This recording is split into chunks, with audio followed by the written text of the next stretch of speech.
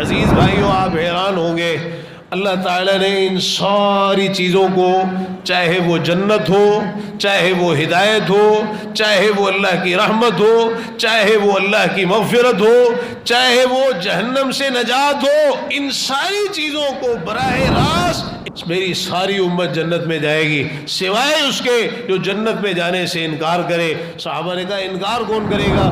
فرقہ ناجیہ، امت بٹے گی، فرقے بنیں گے، تقسیم ہوگی، افتراق انتشار ہوگا، پھوٹ پڑے گی اور دھڑوں کے اندر تقسیم ہوں گے، لیکن فرقہ ناجیہ کون ہے؟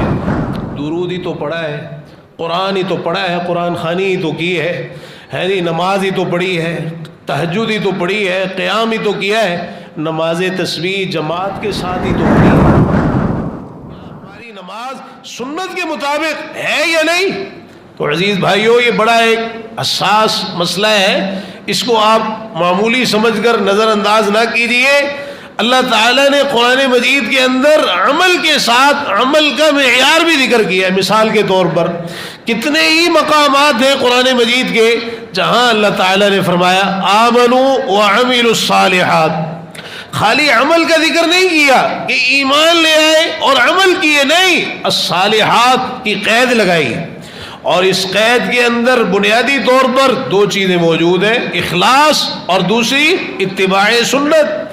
اللہ تعالیٰ نے قرآن مجید کے اندر قید لگائی وَمَنْ أَرَادَ الْآخِرَةَ وَسَعَى لَهَا سَعْيَهَا وَهُوَ مُؤْمِنٌ، آخرت کا ارادہ کرے یعنی اخلاص، سعى لها سعيها، آخرت کے لیے کوشش کرے جو کوشش اس کے لیے ہے یعنی اتباع سنت۔ آخرت کی ایک کوشش ہے نا، اگر جنت چاہیے، اللہ کو راضی کرنا ہے، جہنم سے بچنا ہے، تو اس کی ایک کوشش متعین ہے، اللہ کی رحمت حاصل کرنا چاہتے ہیں۔ عزیز بھائیو، آپ حیران ہوں گے، اللہ تعالیٰ نے ان ساری چیزوں کو، چاہے وہ جنت ہو، چاہے وہ ہدایت ہو، چاہے وہ اللہ کی رحمت ہو، چاہے وہ اللہ کی مغفرت ہو، چاہے وہ جہنم سے نجات ہو، ان ساری چیزوں کو براہ راست اتباع رسول کے ساتھ جوڑا ہے۔ وَأَطِيعُوا الرَّسُولَ لَعَلَّكُمْ تُرْحَمُونَ، رسول اللہ صلی اللہ علیہ وسلم کی اطاعت کرو تاکہ تم پہ رحم کیا جائے۔ وَإِن تُطِيعُوهُ تَهْتَدُوا، آپ کی اطاعت کرو گے تو ہدایت پا جاؤ گے۔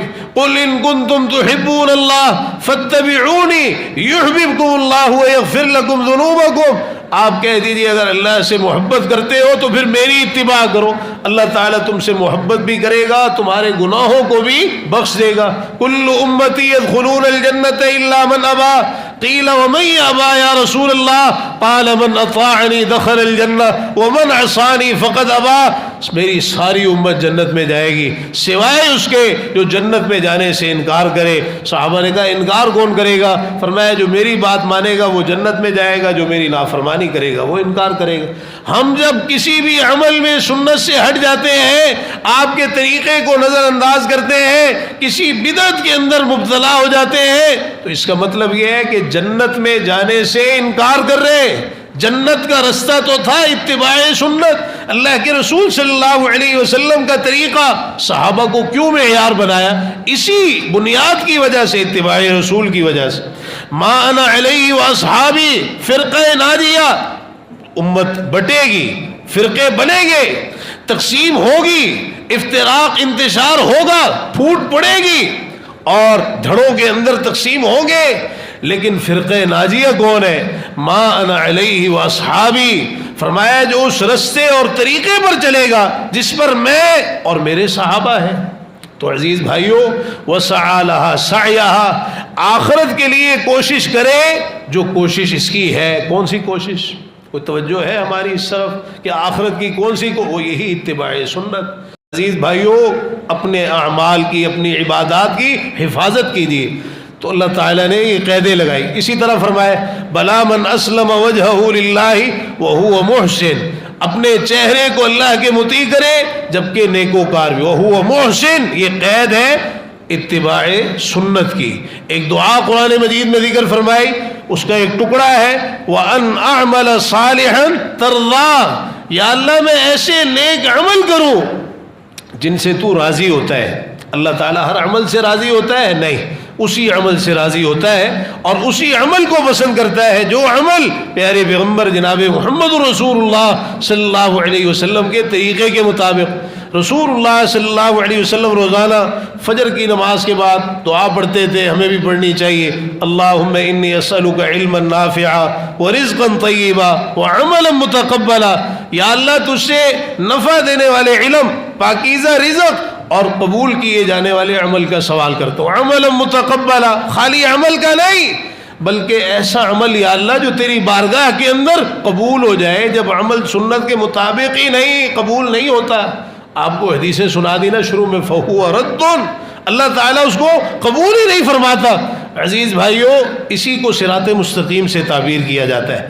اور یہ مت سمجھیے کہ کوئی انسان گناہوں میں مبتلا ہو تو وہی سیدھے رستے سے ہٹا ہوا ہوتا ہے، جو بدعات کے اندر مبتلا ہو جائے وہ بھی سیدھے رستے سے ہٹ جاتا ہے۔ سیدھا رستہ جو ہے اس کے دائیں طرف بھی لکیریں ہیں اور اس کے بائیں طرف بھی لکیریں ہیں، یعنی دائیں طرف بائیں طرف جو بھی اس سیدھے رستے سے ہٹ گیا، چاہے اچھائی کے نام پر، نیکی کے نام پر، عبادت کے نام پر اور کسی بھی عمدہ ٹائٹل کو لے کر وہ سیدھے رستے سے ہٹ گیا، چاہے کوئی حرام کاموں میں مبتلا ہو جائے وہ بھی سیدھے رستے سے ہٹ گیا، تو اس صراط مستقیم پر قائم رہنا ہے۔ تو ہمیں اس چیز کو معمولی سمجھ کر نظر انداز نہیں کرنا چاہیے۔ ہمارے اسلاف تو اس معاملے میں بڑی سختی کیا کرتے تھے، اور بڑا سمجھایا انہوں نے۔ امام مالک رحمہ اللہ سے جب کسی نے مسئلہ پوچھا احرام باندھنے کے حوالے سے، تو انہوں نے کہا کہ ذوالحلیفہ سے احرام باندھو، اہل مدینہ کی میقات وہ ہے۔ تو وہ کہنے لگا کہ میں تو چاہتا ہوں کہ میں مسجد نبوی کے پاس سے، روضہ رسول کے پاس سے احرام باندھوں۔ امام مالک رحمہ اللہ نے کیا کہا اسے؟ کہنے لگے لا تفعل وانی اخشى علیک الفتنہ، ایسا نہ کرو، مجھے تم پر فتنے کا ڈر۔ وہ کہنے لگا وَأَيُّ فِتْنَةٍ فِي هَذِهِ إِنَّمَا هِيَ أَمْيَالٌ أَزِيدُهَا، اس میں فتنے کی کون سی بات ہے؟ چند میلوں کا ہی تو اضافہ ہے، مسجد نبوی سے ہی تو احرام باندھوں گا، روضہ رسول ما بین بیتی و منبری روضۃ من ریاض الجنہ، تو یہاں سے ہی تو احرام باندھوں گا، اس میں فتنے کی کون سی بات؟ قربان جائے امام مالک رحمہ اللہ کے ان الفاظ پر۔ کہنے لگے وَأَيُّ فِتْنَةٍ أَعْظَمُ مِنْ أَن تَرَى أَنَّكَ سَبَقْتَ إِلَى فَضِيلَةٍ قَصَّرَ عَنْهَا رسول اللہ صلی اللہ علیہ وسلم، اس سے بڑا فتنہ اور کیا ہے کہ تم یہ سمجھتے ہو کہ تم ایک ایسی فضیلت کو حاصل کر رہے ہو جس سے حاصل کرنے سے پیارے پیغمبر جناب محمد رسول اللہ صلی اللہ علیہ وسلم قاصر رہے۔ انی سمعت اللہ یقول، اللہ تعالیٰ نے یہ فرمایا ہے فَلْيَحْذَرِ الَّذِينَ يُخَالِفُونَ عَنْ أَمْرِهِ أَن تُصِيبَهُمْ فِتْنَةٌ أَوْ يُصِيبَهُمْ عَذَابٌ أَلِيمٌ، وہ لوگ ڈر جائے جو آپ کے حکم کی مخالفت کرتے ہیں کہ کہیں کوئی فتنہ نہ پہنچے یا کسی دردناک عذاب کی لپیٹ میں نہ آ جائے۔ لوگ کہتے ہیں عذاب، ہم نے کوئی غلط کام تو نہیں کیا۔ سعید بن مسیب رحمہ اللہ نے ایک شخص کو دیکھا فجر کے بعد نوافل پڑھ رہا ہے۔ اب فجر کی نماز کے بعد طلوع شمس سے پہلے نوافل پڑھنے منع ہے۔ کوئی سببی نماز تو پڑھی جا سکتی ہے، غیر سببی نماز پڑھنا منع ہے، یا کسی کی سنتیں رہ گئی وہ فجر کے بعد پڑھ لے، حدیث میں اس کی اجازت ہے، لیکن نوافل پڑھنا یہ فجر کی نماز کے بعد منع ہے، طلوع شمس سے پہلے۔ اب یہ شخص نوافل پڑھ رہا ہے، چلو دو پڑھی جا رہے۔ سعید بن مسیب رحمہ اللہ نے اس کو منع کر دیا، کہنے لگا یا ابا محمد یعذبنی اللہ علی الصلاۃ، ابو محمد اللہ تعالیٰ نماز پڑھنے پر مجھے عذاب دے گا؟